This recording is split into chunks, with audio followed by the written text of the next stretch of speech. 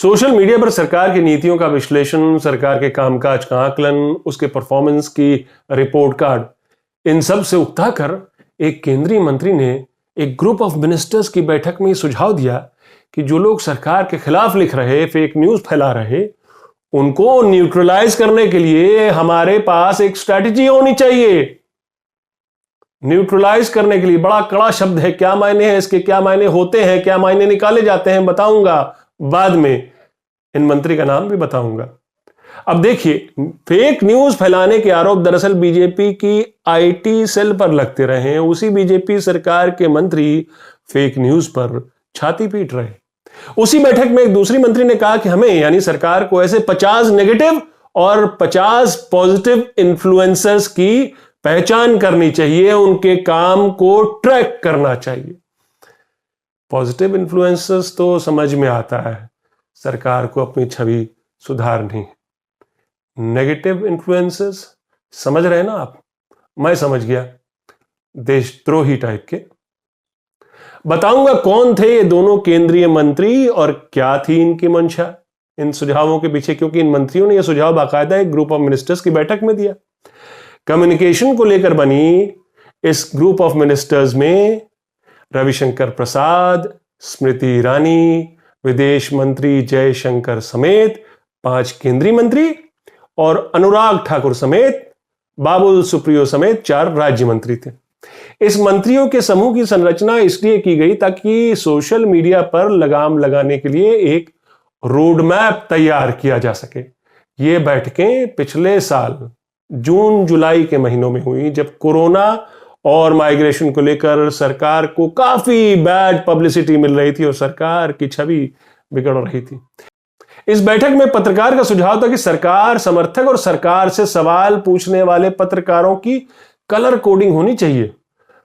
मतलब जिस तरह की ये पत्रकारिता कर रहे हैं सरकार के समर्थन में या सरकार के विरोध में, उसी तरह से इनकी कलर कोडिंग होनी चाहिए। मतलब एक रंग भेद, समझ रहे ना आप? बल्कि मीटिंग में पहुंचे आरएसएस आइडियोलॉग एस गुरुमूर्ति ने तो यहां तक कह डाला कि मीडिया के पूरे इकोसिस्टम को जोर से हिलाना होगा, पोखरण जैसा कुछ करना होगा। नमस्कार, मैं हूं आपका न्यूज बाज प्रभात शुंगलू। मेरा आज का सवाल, क्या सरकार मीडिया को बांटना चाहती है, डिवाइड एंड रूल? क्या यह मंशा है सरकार की? अपने जवाब हां या ना में जरूर दीजिएगा। आप सोचेंगे ये क्या हो रहा है देश में?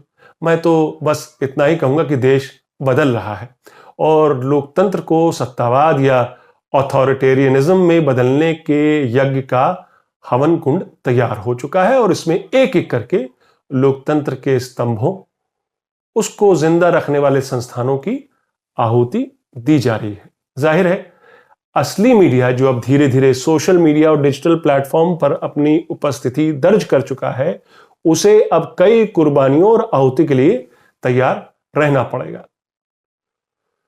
तो पहले आपको बता दूं, मोदी सरकार के ये कौन केंद्रीय मंत्री थे जो चाहते हैं कि गोदी मीडिया नहीं बल्कि सरकार से सवाल पूछने वाले पत्रकारों से सरकार के खिलाफ फेक नैरेटिव फैलाने वाले लोगों को न्यूट्रलाइज करना होगा।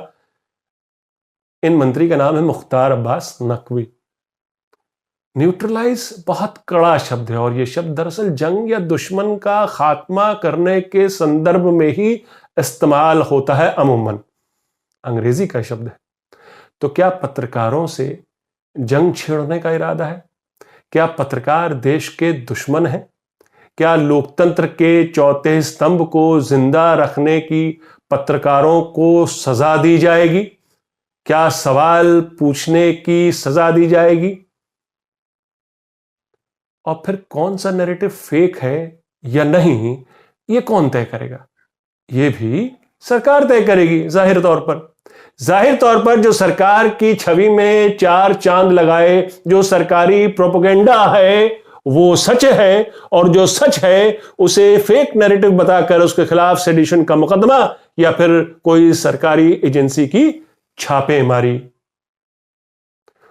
वो मलिक ज़ादा मंजूर अहमद का शेर है ना, वही कातिल वही मुंसिफ, अदालत उसकी वो शाहिद, बहुत से फैसलों में अब तरफदारी भी होती है। अब आते हैं उन मंत्री पर जिन्होंने सुझाव दिया कि नेगेटिव और पॉजिटिव इन्फ्लुएंसेस चिन्हित किए जाने चाहिए।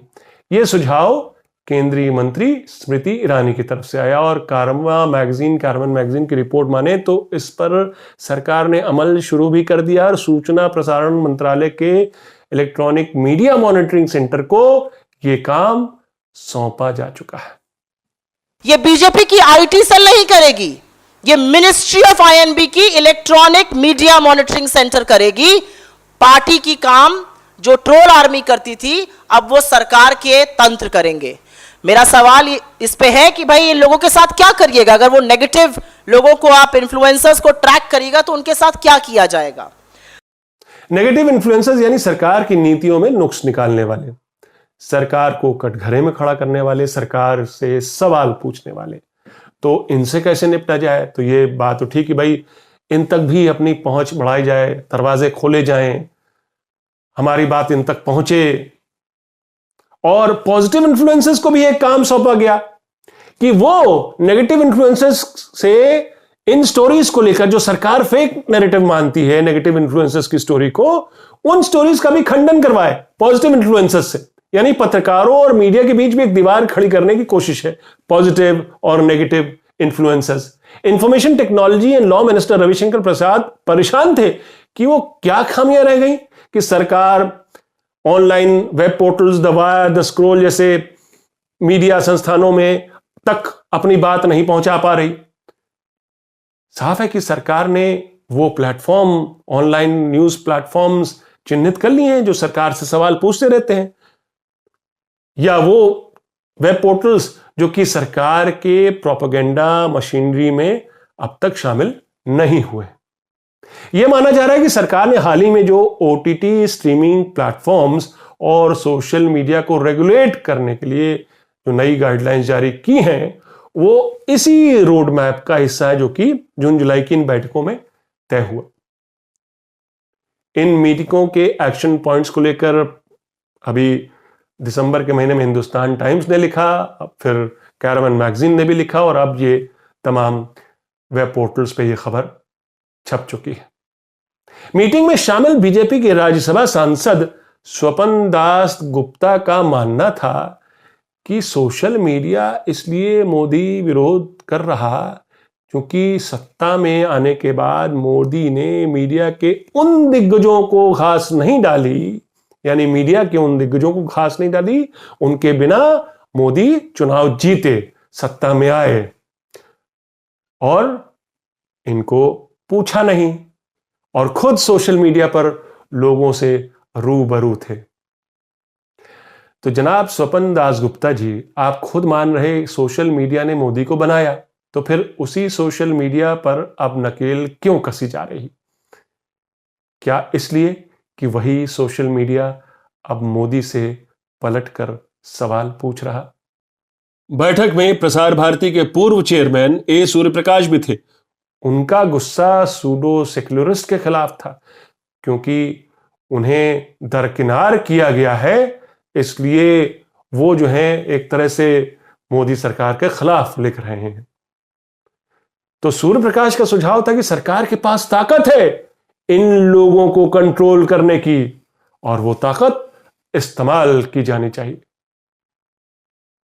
बीजेपी के करीबी पूर्व पत्रकार कंचन गुप्ता, जो फिलहाल ऑब्जर्वर रिसर्च फाउंडेशन से जुड़े हैं, उनका कहना था कि ऑनलाइन कंटेंट ही इन दोनों बहस के पूरे डिबेट को ड्राइव कर रहा है, राष्ट्रीय डिबेट को। तो ये content online web news portals पर होता है, पर गूगल भी इन्हें प्रमोट करता है, तो वो गूगल वाला फैक्टर भी ले आए यहां पर। तो उनका यह सुझाव था कि इस पर तो अलग से बैठकर बात की जानी चाहिए, लेकिन फिलहाल सरकार यह करे कि अपना एक ऑनलाइन पोर्टल जरूर बना ले और उसका जो है विस्तार करे, उसका प्रचार करे। कार्बन मैगजीन के मुताबिक एक वरिष्ठ पत्रकार नितिन गोखले का सुझाव था कि पत्रकारों की कलर कोडिंग करने का वक्त आ गया है, यानी सरकार का प्रोपेगेंडा करने वाले और सरकार से सवाल पूछने वाले पत्रकारों की पहचान उन्हें खास रंग की श्रेणी में डालकर की जाए।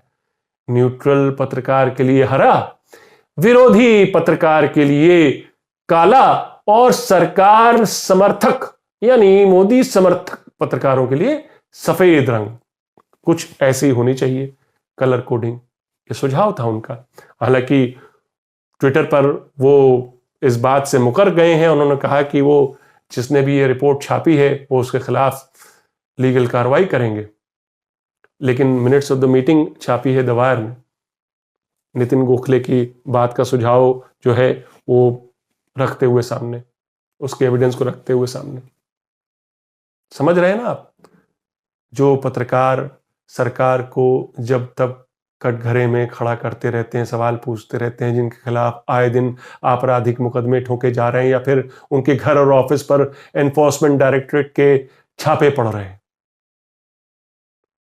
तो कलर कोडिंग होगी, ग्रीन, ब्लैक, व्हाइट, और बिजली गिरेगी ब्लैक कोडिंग वाले पत्रकारों पर।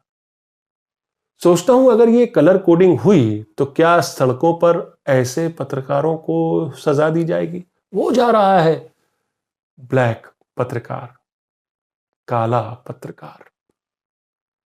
क्या ऐसे ही कुछ पोखरण इफेक्ट की गुरुमूर्ति बात कर रहे थे, लेकिन कहीं दांव उल्टा पड़ गया तो कहीं सोशल मीडिया पर फिर ना हैशटैग चल पड़े, हैशटैग ब्लैक लाइव्स मैटर, कहीं सोशल मीडिया पर लोकतंत्र बचाने की मुहिम तेज ना कर दी जाए, हैशटैग सेव डेमोक्रेसी। क्योंकि अभी 2 दिन पहले जारी हुई फ्रीडम हाउस रिपोर्ट में भारत 5 स्थान नीचे फिसला है, 4 अंक कम हुए हैं उसके, और फ्री देश से पार्टली फ्री देश की सूची में आ गिरा है। उसी रिपोर्ट में यह कहा गया है कि भारत लोकतंत्र से अथॉरिटेरियनिज्म की तरफ जा रहा है, यानी भारत में लोकतंत्र खतरे में है। बस मीडिया में पोखरण जैसा कुछ होने का इंतजार है। मेरा आज का सवाल, क्या सरकार मीडिया को बांटना चाहती है? डिवाइड एंड रूल, क्या यह है सरकार की मंशा? अपने जवाब हां या ना में जरूर दीजिएगा। तो ये थी आज की न्यूज़बाजी। फिर मिलेंगे एक नई न्यूज़बाजी के साथ, तब तक के लिए नमस्कार।